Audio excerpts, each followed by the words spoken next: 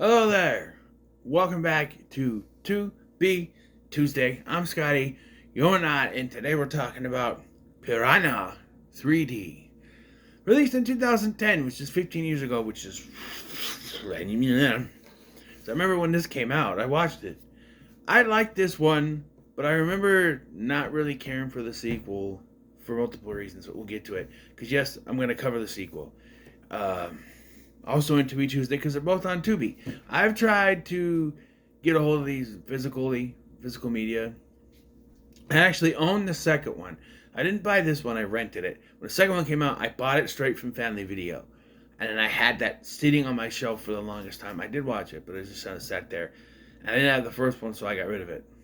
But, lo and behold, all these years later, I'm rewatching these, and yeah, so the plot here, if you want to call it a plot, is it's spring break and all these people have come down to, what are they, in California, Florida? Whatever. But it seems that a prehistoric type of piranha have been unleashed on this small little Florida town. Yeah. This has a very 2000s feel with the cast. You have Stephen R. McQueen, who at the time, or close to this, I think at the time, was on Vampire Diaries, his younger brother Jeremy. Elizabeth Shue, who wasn't really doing anything at the time, but, Adam Scott, who wasn't on Parks and Rec yet, but he had been on Boy Meets World, so, he wasn't too famous yet. Ving Rhames, who wasn't doing anything at this time either, but, a couple of porn stars, Jerry O'Connell, who, again, his crew wasn't doing anything. This is directed by Alexandre Aja, who I respect as a filmmaker. I like his Hills Have Eyes remake. Hills Have Eyes remake. They only have one eye, the Hills do. Hills Have Eyes remake. And I like his Mirrors movie that is not a remake, but a reimagining. And not even reimagining. It just called Mirrors. Has no connection to Into the Mirror other than it has the security guard and mirrors. People die. I like that movie. I'm gonna revisit Mirrors and its sequel later on this year, so we'll get to that as to why I don't consider the first Mirrors movie to be a remake. Because, yeah. And then there's this. There was one more movie he did, right? Because 3.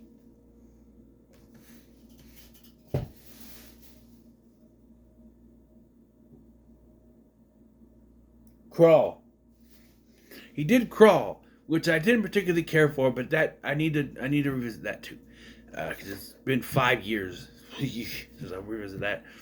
So yeah, almost 6 actually, because it was December of 2019. I think I looked at that. So first year stuff there.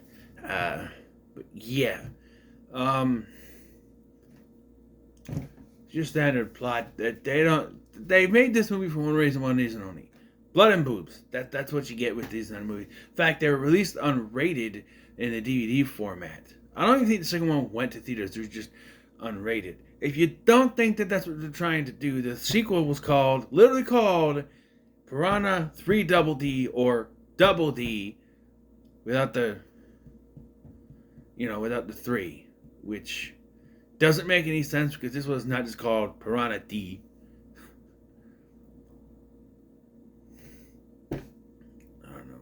What would the third one have been if they made one? 3 Triple D? I don't know. But we start off with a Jaws ripoff because you have Richard Dreyfuss in a cameo playing a character with a first name Matt, but not Hooper, it's something else. And he gets devoured by these piranha that are, attack him. The CGI for 2010 is not terrible for the most part. When you see him in the water and stuff, it's fine. But other times, I don't know, it's a little bit off. Who knows?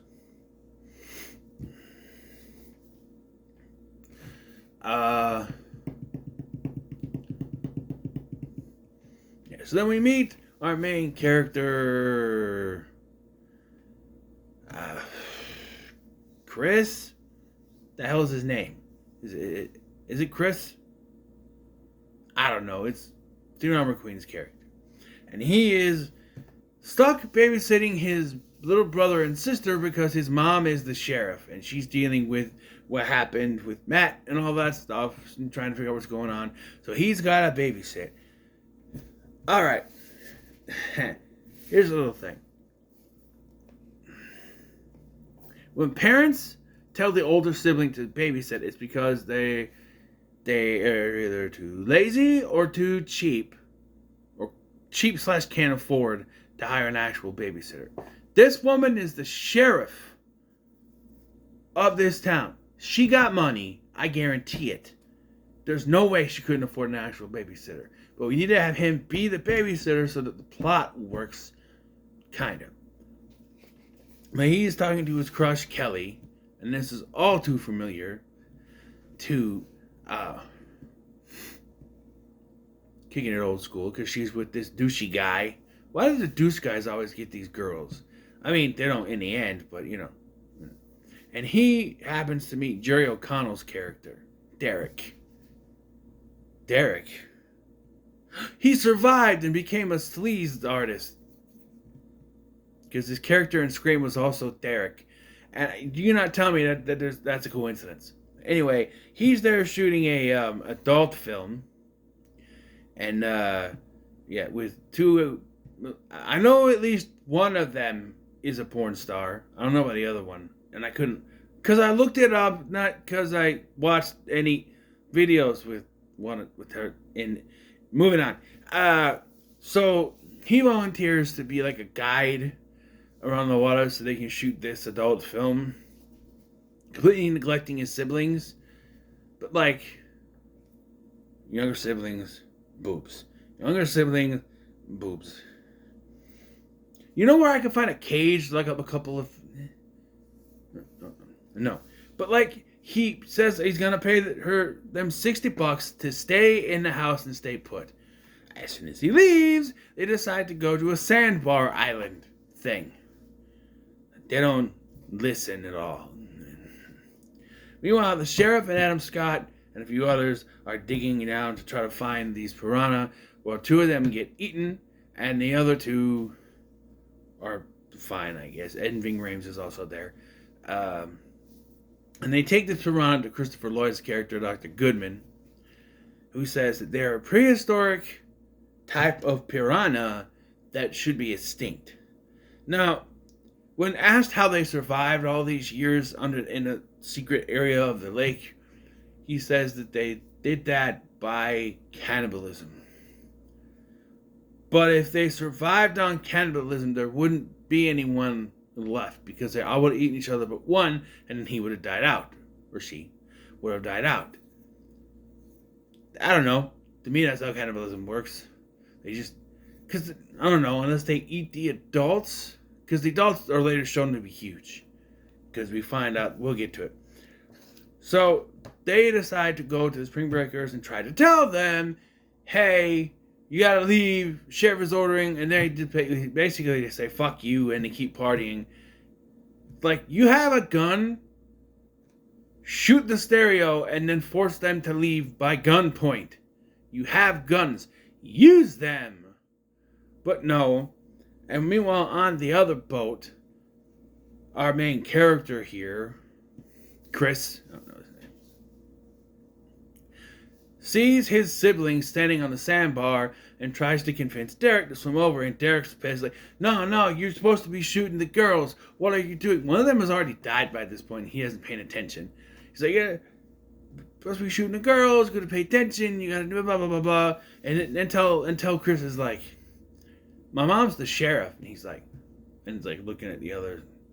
All right, let's go get him. So they take the boat over there, but it gets aground on some rocks. So they're not able to get out, and then it starts to flood. With Kelly, the love interest, really, there's not much with her. There's one point where he's down with Derek under the skylight, and he's or on top of the skylight, and they're showing the girls down there swimming naked. And he comes out and Kelly's gone, so he jumps in thinking something's wrong with her, but then she's just back on the boat. Also, that little... inflatable chair thing stayed very still in the water and did not move around because it's whatever. So they go over, they save the kids, but the boat is grounded and Kelly's stuck down in the galley, and they can't get in because the skylights broke. And later when the sheriff shows up, he's like, "We can't get in there, the skylights broke." She's like, "Take my hand. What's the help? The skylights broke." I'm like, "Break it. It's made of glass. You can break the glass. Or you have a gun. As they say in Die Hard, shoot the glass. Just tell her to cover up and shoot the glass. A few shards of glass in the arm ain't gonna do much. You're gonna just pull them out. Just shoot the glass. I know the bullet's gonna go through, but tell her to go to the side a little bit or something. Or shoot straight down so it goes in the water." I don't know, but at this point, whatever. Ving Rhames then tries to save the people at the where there's spring break-in. A bunch of people have died by this point. He has outboard mortar. But eventually, supposedly, apparently, meets his demise. Spoiler alert, he's in the next one. Sort of. Kind of. It's a cameo, glorifyingly, but still. Apparently there are 3 actors that return. I don't know the other one. But Christopher Lloyd comes back in the next one. Anyway, they manage... So they met... couple more people die, including Jerry O'Connell. Our lead character, who I'm calling Chris, saves Kelly. And... that's kind of funny. I just thought about that. I just did Shriek, even though I did last Friday the 13th. And now it's... And which had Tiffany Amber Thiessen, who played Kelly on Saved by the Bell, and now the main character's name is Kelly. I think it's with a Y. So, I don't know. But he saves her, and they're able to basically get to another boat. But then, because of a propane tank, the whole thing blows up, killing all the piranha. Yay! Then Christopher Lloyd calls and says, actually, the piranha you gave me has no adult reproductive organs. So that means they're all children. Yeah, and just as Adam Scott wonders, what happened to the adults? An adult piranha that looks way too damn big for a piranha, and he's prehistoric, so whatever. They can probably get huge. Eats him. Yeah, that's the whole plot. I kind of skimmed through because there's a lot of nonsense in this. This movie is designed for one thing, to give you blood and boobs, and that's what it gives you. At one point, and this is only because there are porn stars that they have in this, it's not just topless shit that you see in other movies. They're porn stars, so we're showing them fully naked. Because that's what they do for a living. No shade on them at all. Much respect. Do what you want to do. It's your thing. But because they're porn stars, they can show the full nudity, which is weird because it says this is the rated R version, but you think in a rated R version they would cover it up. And if you're talking about trash from Return of the Living Dead, they did cover that up. They had a fake what's-a-who's-it put down there because they said, "Oh, you can't have hair," so she shades it off. And they're like, "No, you could see it." So now we have to make a fake what's-a-who's-it to put it down there. And I'm not calling the vagina a what's-a-who's-it. I'm calling the device in which they put on there is a what's-a-who's-it. Because I don't know what they called it. But, yeah, that's what, if you want blood, you want the boobs, you came to watch this, you're going to get that. It in no way, shape, or form is this good in the sense of we tried to make a very good and intelligent film. We tried to make it to standards, Academy Award. No, there's not any consideration for that. This is one of those you could throw on if you want to just see boobs and blood. Like I said, if you want to see people die, if you want creature features in general, apart from Jaws, the creature feature, in my opinion, are meant for good fun. A Taco Bell film, a popcorn movie, if you will. This is one of those things. So if you go in with that mindset, and I think you're watching high filmmaking at its finest, then you should enjoy it, as I did. But I will not lie, when it comes to a a cohesive plot. It lacks that in that there is a plot here, but the plot is designed to give you those boobs and those blood.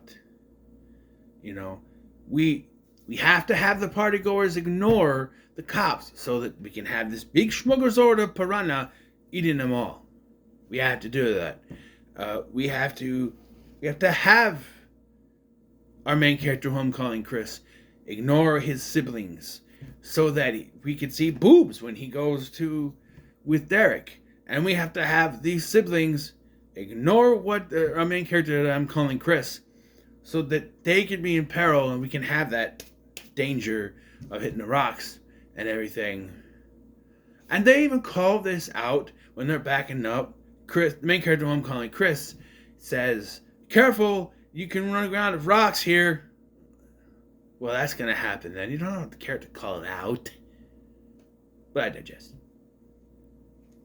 All in all, this is a middle of the road movie. Plain and simple, but you can have fun with it if you're in the right mindset. However, I do not remember caring for the sequel because it is one of those that is a sequel in name only, really. Like I said, only 2 characters come back. 3 actors. I don't think the other actors playing the same character, though. Christopher Lloyd, Ving Rhames come back, but they're basically cameos. You have a new cast, new writers, a new director. Yeah, the next one was written by Patrick Melton, Marcus Dunstan. And the director is not Alexandra Aja, but someone else whose name I can't remember at the moment, but I'll look it up afterwards, I swear to God, so I can tell you guys in the next one. But, like I said, this is a straight middle-of-the-road movie that is enjoyable. We'll see if I can say that about the next one. I don't know. So, what are your thoughts on Piranha 3D? And yes, I'm calling it that because eventually I think I'm going to review the original. So I don't want to call it Piranha 2010. Piranha 3D is what it was called. That's what we'll call it. Even though it wasn't really 3D, it was post-conversion 3D, which a lot of movies did at this point. I remember I went to see Captain America and the Winter Soldier, which came out in 2014. It was supposed to be in 3D, but it was it was a post 3D conversion, which means they didn't film it for 3D, even though there was one shot that looked pretty cool when they threw the drink in this. And that kind of got me, whoa. But there wasn't a lot of, like in Friday the 13th Part 3, where they're like, there wasn't a lot of that, the old school technique. But I remember I went with the Groby to see Captain America and the Winter Soldier, and we went to the 3D version, and I'm sitting there with the 3D glasses on, and 3D has always messed up with me because of my eyes anyway. I mean, look at these fucker things. See that? You think that's going to work with 3D? But the one they had were not the red and blue ones, it was the other ones, which worked better for me. But I remember watching it going, but this is not worth it. It's a post 3D conversion, so it doesn't. Whatever. So, thank you for watching. I've been Scotty, and I'll see you in the next one.